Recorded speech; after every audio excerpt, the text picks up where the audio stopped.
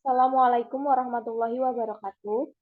Halo teman-teman semuanya, kami mahasiswa manajemen dari Fakultas Ekonomi Unisula akan mempresentasikan mengenai bisnis plan Pasar Ikan Nusantara atau PIN dalam mata kuliah Kewirausahaan, Kepemimpinan, dan Dakwah. Di sini kami akan mempresentasikan dari anggota tim kami. Yang pertama, saya sendiri, Umul Khairiyah. Yang kedua, Ferry Prasetyo. Yang ketiga, Arin Miftahur Rohmah. Pada bagian pertama, saya akan menjelaskan mengenai latar belakang pasar induk pasar ikan Nusantara. Dalam sejarah, Demak memiliki budaya maritim yang panjang dari masa Kesultanan Demak, yang dimana budaya maritim Demak yang masih lestari hingga sekarang ini adalah budaya galangan kapal tradisional yang terdapat di Muaro Demak, yaitu adanya kampung nelayan dan komunitas paguyuban nelayan di Muaro Demak dan tradisi pengasapan ikan tradisional di Wonosari Demak. Kepala Dinas Kelautan dan Perikanan Kabupaten Demak, Muhammad Fakhur Rahman, mengemukakan jika kontribusi dari sektor kelautan dan perikanan Kabupaten Demak terhadap PDRB sangat besar, yaitu menopang hingga 20% PDRB dengan nilai sebesar 1.429.446.830 pada tahun 2020, yang juga Muhammad Fatur Rahman mengungkapkan bahwa Kabupaten Demak menghasilkan tangkapan ikan sebesar 7.073 ton dengan rincian pada tempat pelelangan ikan atau TPI sebesar 5.020 ton dengan nilai sebesar 59,9 M, di luar TPI sebesar 1.520 ton dengan nilai 43,9 M, dan perairan umum darat sebesar 532 ton dengan nilai sebesar 14,1 M pada tahun 2020. Adapun komoditas kelautan dan perikanan unggulan Kabupaten Demak adalah rajungan dengan produksi sebesar 536,2 ton setiap tahunnya dan telah berhasil memasuki pasar ekspor hingga ke Amerika Serikat dan Korea Selatan. Next.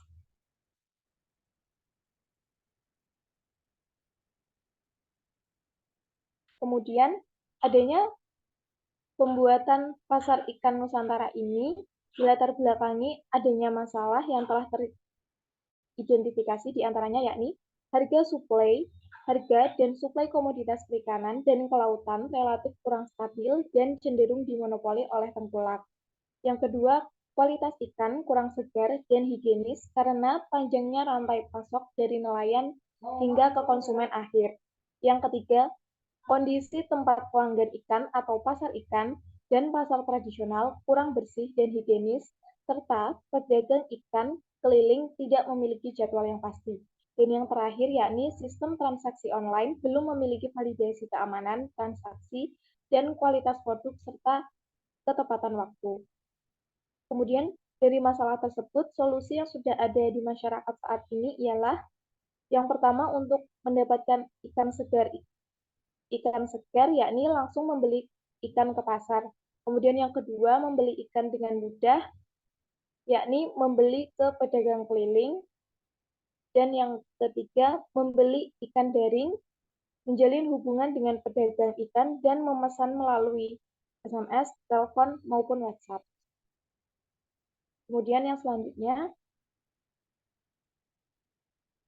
introduction dari Pasar Ikan Nusantara ini adalah sebuah platform e-commerce transaksi sektor perikanan dan kelautan yang memulai titik operasi di Kabupaten Demak dan sekitarnya melalui paguyuban nelayan Muaro Demak. Kemudian PIN ini memiliki tujuan untuk membantu meningkatkan kesejahteraan nelayan dan menstabilkan suplai dan harga ikan bagi konsumen.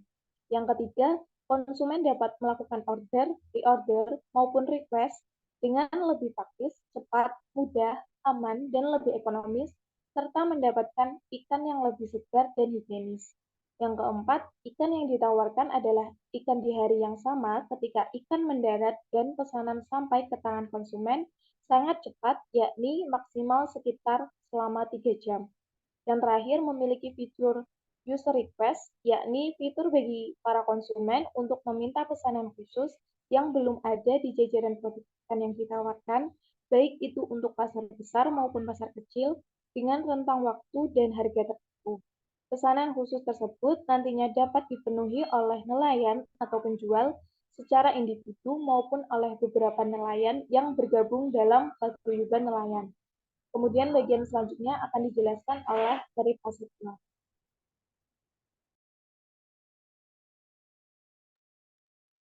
Baik, terima kasih.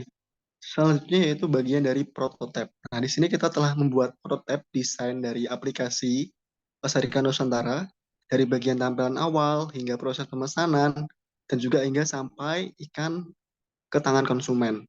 Kemudian di bawahnya, nah di sini terlihat metode pengemasan secara vakum, kemudian ada metode pengemasan secara frozen, kemudian metode pengemasan ikan hidup ya melalui oksigen, dan konsumen pas dan nantinya akan siap dimasak langsung ketika sampai di tangan konsumen. Next.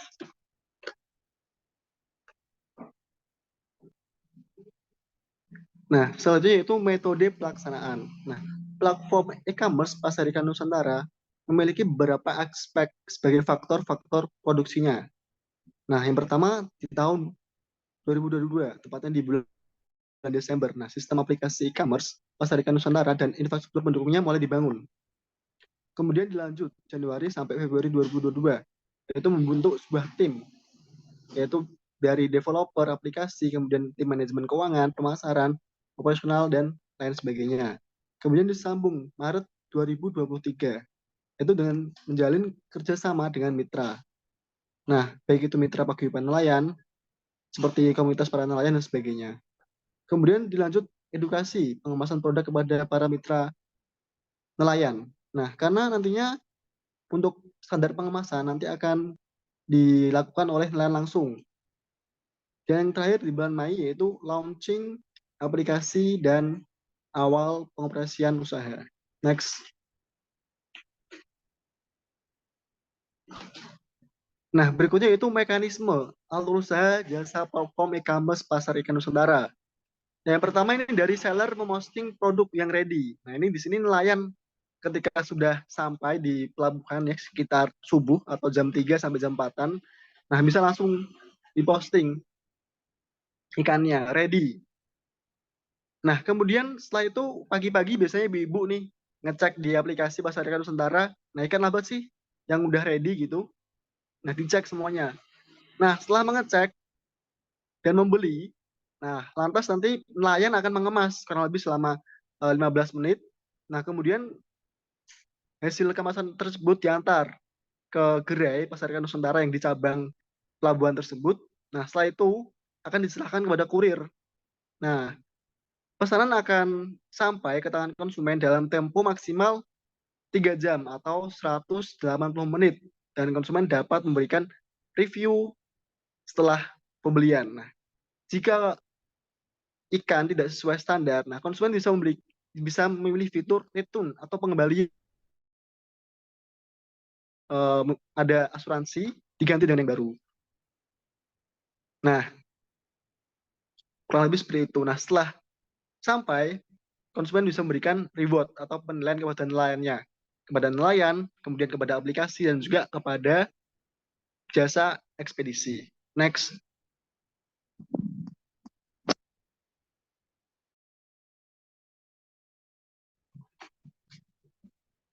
Nah, di sini kita akan ada seperti aplikasi-aplikasi pada e-commerce. Kita alokasikan kurang lebih sebesar 14 juta. Kemudian alat vakum dan kemasan produk kurang lebih 6 juta.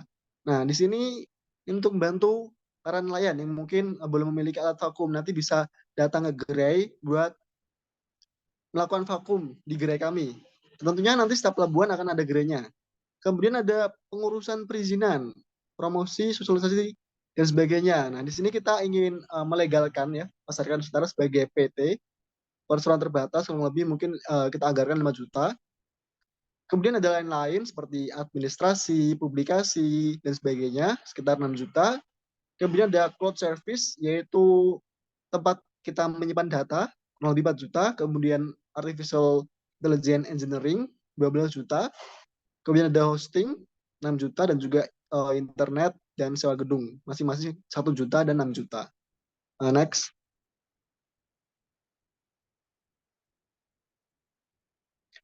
Nah, di sini kurang lebih tabel jadwal kegiatan kita ya.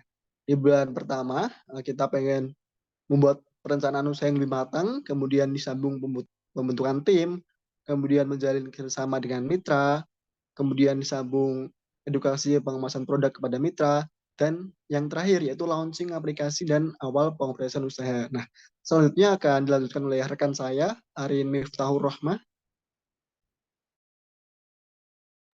Baik, terima kasih Mas Ferry. Untuk selanjutnya yaitu tentang peralatan penunjang. Nah, yang pertama, peralatan pertama yaitu aplikasi e-commerce. Kuantitasnya 1 buah, akan tetapi ada beberapa komponen. Nah, itu dengan harga dengan biaya 14 juta. Kemudian alat vakum dengan fungsi pemakaian sebagai pengemasan produk. Total biaya 3 juta. Kemudian untuk cold service itu 4 juta. AI engineering 12 juta. Hosting 6 juta. Untuk tiga hal ini sebagai pembentukan aplikasi. Yang terakhir yaitu sewa gedung sebanyak 6 juta. Nah, untuk peralatan ini totalnya yaitu 45 juta. Yang selanjutnya yaitu bahan habis pakai, yaitu kemasan produk sebanyak 3 juta. Kemudian penggunaan internet di kantor, yaitu 1 juta. Lain-lain termasuk administrasi, publikasi, seminar, laporan, sosialisasi sebanyak 6 juta rupiah. Untuk total biaya bahan habis pakai sebanyak 10 juta rupiah. Kemudian untuk tabel perjalanan, yaitu yang pertama, perjalanan dari kantor usaha menuju tempat sosialisasi, yaitu untuk menjalin mitra, dengan total biaya 2 juta. Yang kedua, perjalanan dari kantor usaha menuju tempat promosi, setelah mendapatkan mitra, kemudian melakukan promosi, dengan total biaya 2 juta. Dan terakhir, perjalanan dari kantor usaha menuju tempat perizinan. Untuk legalisasi usaha, untuk total biayanya yaitu biaya perjalanan yaitu 1 juta. Dari total semua biaya, total biaya perjalanan yaitu 5 juta rupiah. Nah, untuk aplikasi ini menggunakan software Android Studio dengan database menggunakan Firebase dan bahasa pemrograman yang dipakai yaitu Kotlin. Untuk yang selanjutnya yaitu summary dari aplikasi ini, aplikasi Pasar Ikan Nusantara. Nah, Pasar Ikan Nusantara ini merupakan sebuah platform e-commerce transaksi sektor perikanan dan kelautan yang mulai titik operasi di Kabupaten Demak dan sekitarnya melalui Paguyuban Nelayan Muaro Demak, yang nantinya Paguyuban ini menjadi mitra dari aplikasi ini. Pasar Ikan Nusantara ini memiliki tujuan untuk membantu meningkatkan kesejahteraan nelayan dan menstabilkan suplai dan juga harga ikan bagi konsumen. Kemudian platform e-commerce ini memiliki keunggulan pengiriman yang mana maksimal waktu pengiriman yaitu 3 jam setelah konsumen melakukan order pesanan hingga pesanan tersebut sampai ke tangan konsumen.